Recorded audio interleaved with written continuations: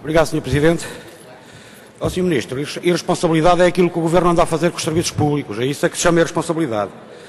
Os Verdes consideram que o direito à mobilidade representa um direito fundamental, sobretudo hoje, porque hoje, em virtude do encerramento de muitos serviços, o acesso a outros direitos constitucionais, como seja a saúde ou a educação, estão mais longe, muito mais longe. E num período de crise e desemprego, o direito à mobilidade assume um papel importante para assegurar o direito ao trabalho, uma vez que a mobilidade espacial é imprescindível para os desempregados poderem procurar e encontrar novos empregos. Nós sabemos que isso para o Governo é pouco, porque são apenas pessoas, mas se calhar, se fossem também grandes acionistas, ainda que poucos, seria certamente outra a conversa, outro galo cantaria. Aqui o Governo tem um conceito de serviço público muito apertado e só há serviço público ou só é considerado pelo Governo quando há muitas pessoas. Mas o conceito de serviço público tem de ser entendido como um direito de todos os cidadãos, que de facto é assim que deve ser entendido, é assim que é entendido. E o conceito que o Governo tem de serviço público acaba por se transformar numa espécie de pescadinha de rabo na boca, uma vez que agrava a desertificação e as assimetrias regionais que o Governo diz pretender defender. Se assim fosse, o Governo não encerrava linhas, não se imprimia comboios, não abandonava projetos, nem deixava populações inteiras completamente penduradas. Se o Governo estivesse verdadeiramente empenhado numa política sustentável de transportes, investiria a sério nos transportes públicos e, dentro destes, procurava privilegiar os menos poluentes e os mais económicos, como seja o transporte ferroviário. Depois temos a questão energética.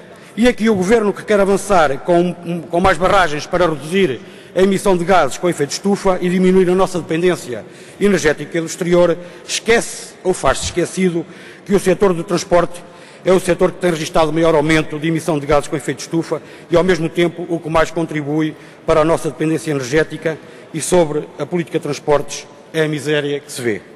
Em termos de investimento, é a miséria que se vê.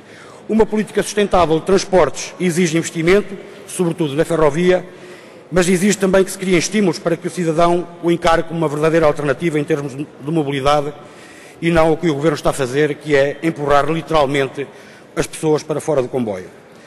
É o aumento dos títulos de transporte e dos espaços sociais, é a supressão de comboios e o encerramento de linhas, mas também outras manobras aparentemente de gestão. Os bilhetes de ida e volta.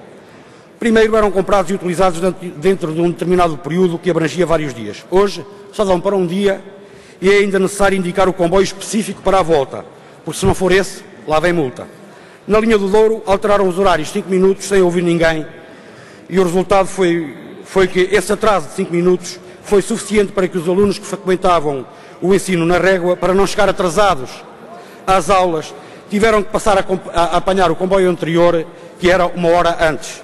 E passaram a chegar à escola uma hora antes do início das aulas, o que contraria tudo, e até do ponto de vista legal é questionável que o transporte escolar assegurado pelos municípios o possa ser feito nesses termos, uma vez que os alunos chegam à escola 1 hora antes do início das aulas.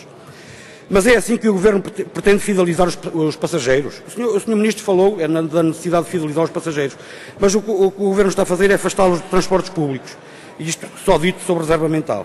Depois não se trabalha para se gerir bem o que se possui. Já falei aqui do caso da EMF, sobre o qual, aliás, o Sr. Ministro não se pronunciou, mas que a EMF se encontra em perfeitas condições de reparar automotoras e o Governo prefere alugá-las a Espanha. E depois vem falar da necessidade da contenção de custos. Decisões disparatadas e 1 ano depois são suspensas, como sucedeu no caso do Metro Mondego. Depois o património ferroviário, que noutros países, como em Espanha, constitui uma memória interessante, que é visto como um potencial de desenvolvimento. Em Portugal, o Governo transforma-o em sucata. E, por fim, continuamos a não ter um plano ferroviário nacional que defina uma estratégia para o setor a longo prazo. E assim vamos andando, a pé, porque o Governo também suprimiu o comboio do futuro. Muito obrigado.